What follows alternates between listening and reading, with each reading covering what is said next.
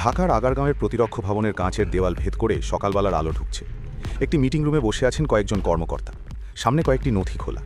নথির উপর সোনালি অক্ষরে লেখা ইউরোফাইটার টাইফুন মাল্টিরোল এয়ারক্রাফট ক্রয় প্রস্তাব। বাইরে থেকে কুয়াশা ঢাকা আলো রুমের ভেতর ঢুকে পড়ছে, কিন্তু ভেতরের উত্তেজনা ঠান্ডা নয়। একজন তরুণ অফিসার ধীরে জিজ্ঞেস করলেন, স্যার, যদি আগামী নির্বাচনে নতুন সরকার আসে, তারা কি এই চুক্তি বাতিল করতে পারবে? প্রবীণ কর্মকর্তা মাথা নাড়লেন, কণ্ঠে ঠান্ডা আত্মবিশ্বাস। না, এটা এখন কেবল সরকারের সিদ্ধান্ত নয়, এটা রাষ্ট্রের প্রতিশ্রুতি। এই পথে একবার নামলে ফিরে আসা যায় না। সেদিনের কথাগুলো যেন বাংলাদেশের প্রতিরক্ষা ইতিহাসে এক নতুন অধ্যায়ের সূচনা ছিল, কারণ সেই মুহূর্ত থেকে এই দেশ এমন এক যাত্রায় পা রাখে যেখানে যুদ্ধবিমান কেনা কেবল সামরিক বিষয় নয়, এটি হয়ে ওঠে রাষ্ট্রের ভবিষ্যৎ নিরাপত্তার প্রতীক। অধ্যাপক ইউনূসের সরকার যখন দায়িত্ব নেয়, তখন বাংলাদেশের প্রতিরক্ষা ব্যবস্থা ছিল এক অদ্ভুত স্থবিরতার মধ্যে। আকাশে তখনও উঠছে পুরনো F-7, ক্লান্ত MiG-29 আর প্রশিক্ষণ জেটের কণ্ঠস্বরেই দেশের নিরাপত্তা টিকেছিল। দীর্ঘদিন ধরে রাজনৈতিক টানাপড়েন, বাজেটের সংকোচন এবং আমলাতান্ত্রিক দেরিতে বাংলাদেশের আকাশ প্রতিরক্ষা প্রায় থেমে গিয়েছিল। ইউনূস সরকারের নীতি ছিল সরল: শান্তি রক্ষা করতে হলে প্রথমে প্রতিরক্ষার শক্তি গড়ে তুলতে হবে। এই দর্শনের ভিত্তিতে শুরু হয় এক সাহসী প্রকল্প, ফোর্সেস গোল 2030 পুনর্গঠনের উদ্যোগ। এখানেই সিদ্ধান্ত নেওয়া হয় বাংলাদেশকে আধুনিক মাল্টিরোল যুদ্ধবিমান ও আকাশ প্রতিরক্ষা ব্যবস্থার যুগে প্রবেশ করতে হবে।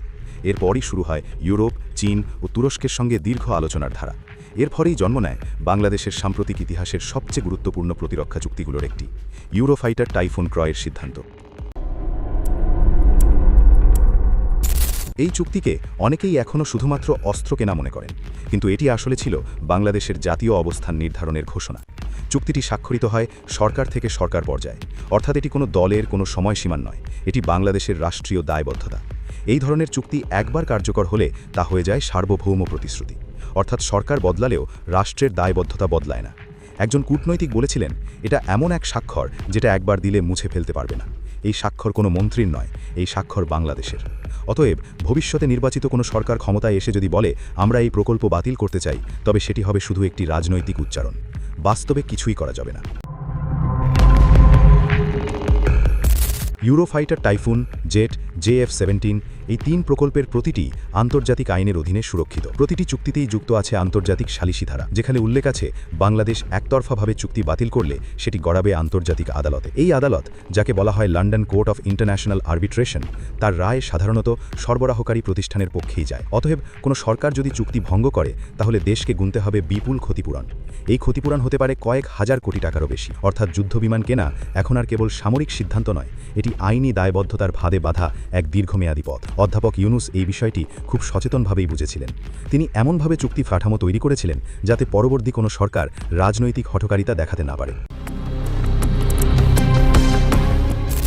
যুদ্ধবিমান ক্রয়ের জন্য যে অর্থায়ন হয়েছে তার মধ্যে রয়েছে রাষ্ট্রীয় বন্ড, রপ্তানি ক্রেডিট সংস্থা এবং দীর্ঘমেয়াদী ঋণ চুক্তি। এই 3টি কাঠামো একসঙ্গে মিলে তৈরি করে সভারিন গ্যারান্টি, অর্থাৎ রাষ্ট্রের নিজের নামেই দেওয়া প্রতিশ্রুতি যে অর্থ পরিশোধ করা হবে নির্দিষ্ট সময়সীমার মধ্যে, সরকার যিনিই থাকুন না কেন। এই গ্যারান্টি আন্তর্জাতিকভাবে এমনভাবে নিবন্ধিত থাকে যে সেটি বাতিল করা মানে দেশের আর্থিক মর্যাদা নষ্ট করা। আন্তর্জাতিক ঋণদাতা সংস্থাগুলোর কাছে বাংলাদেশ তখন অবিশ্বস্ত রাষ্ট্র হিসেবে তালিকাভুক্ত হবে। ফলে পরবর্তী সরকার চাইলে নতুন কোনো বৈদেশিক ঋণও নিতে পারবে না। অর্থনীতিবিদদের ভাষায় এই গ্যারান্টি একবার সই করা মানে রাষ্ট্র নিজের ভবিষ্যৎকে বন্ধক দিয়েছে, তাকে ফিরিয়ে নেওয়া মানে নিজের ক্রেডিটের গলা টিপে ধরা। অতএব পরবর্তী পরিবর্তন ঘটলেও অর্থনৈতিক বাস্তবতা নতুন সরকারকে সেই একই চুক্তির পথে হাঁটতে বাধ্য করবে। প্রতিরক্ষা চুক্তি শুধু কাগজের সই নয়, এটি এক বিশাল প্রযুক্তিগত বন্ধনে গাঁথা। ইতিমধ্যেই বাংলাদেশ বিমান বাহিনীর পাইলটদের প্রশিক্ষণ শুরু হয়েছে ইউরোপে।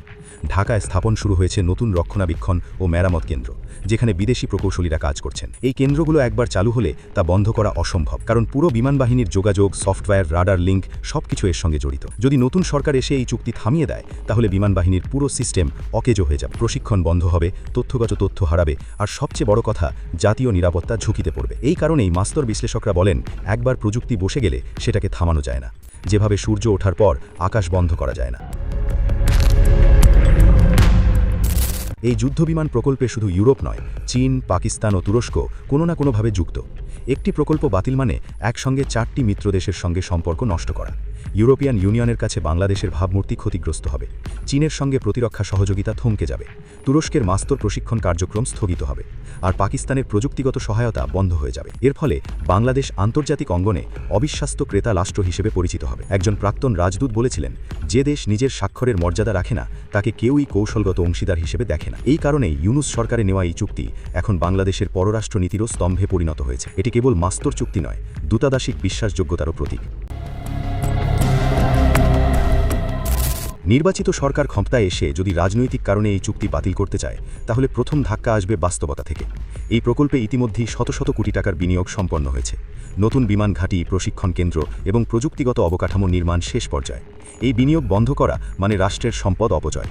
জনগণের টাকায় তৈরি স্থাপনা অকেজো হয়ে যাবে, যা রাজনৈতিকভাবে আত্মঘাতী পদক্ষেপ। তার উপর এই প্রকল্পের সঙ্গে যুক্ত আছে হাজারো কর্মসংস্থান। শুধু বিমান বাহিনীর সদস্য নয়, বাংলাদেশ প্রকৌশল বিশ্ববিদ্যালয় এবং বিভিন্ন কারিগরি প্রতিষ্ঠানেও এই নিয়ে তৈরি হচ্ছে নতুন দুগ্ধ চর্বল। এই কাঠামো ভেঙে ফেলা মানে কেবল অর্থনৈতিক ক্ষতি নয়, জনগণের বিরোধিতাও আহ্বান করা। অতএব রাজনৈতিকভাবে কেউ চাইলেও বাস্তবতার দেওয়াল তার পথ আটকে দেবে।